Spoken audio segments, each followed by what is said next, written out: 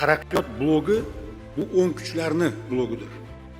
Biz ham albatta qanchalar konservativ g'oyalarimiz bo'lishiga qaramasdan O'zbekistonni butun rivojlanayotgan dunyo to'lqinida bo'lishini istaymiz. Milliy tiklanish va O'zLiDe partiyalari parlamentda yangi siyosiy blok tuzdi. Siyosiy blok Taraqqiyot bloki deb nomlandi. Ikkala partiya ham o'ng qanotga mansub. Ya'ni biri milliy qadriyatlarga tayangan holda davlatni rivojlantirishni, ikkinchisi esa tadbirkorlikni rivojlantirishni xohlaydi.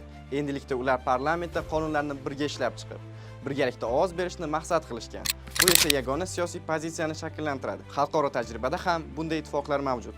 Masalan, Germaniyada o'ng qanotdagi Xristian demokratik ittifoqi va Xristian sotsial ittifoqi partiyalari birlashib, uzoq yillar davomida mamlakatni boshqarishgan.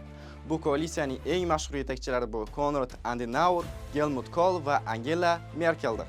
Hozirda bu koalitsiya saylovda g'olib bo'lib Friedrich Merzni Germaniyaning yangi kansleri sifatida sayladi. Fransiyada ham bloklar orqali hukumat tuzish oddiy holga aylangan. Misol uchun amaldagi prezident Macron ham Renessans nomli blok tashkil etish orqali hokimiyatga erishgan edi. Taraqqiyot bloki bu faqat siyosiy birlik emas, bu qonunlarni tez va bir ovozda qabul qilinishiga zamin yaratadi.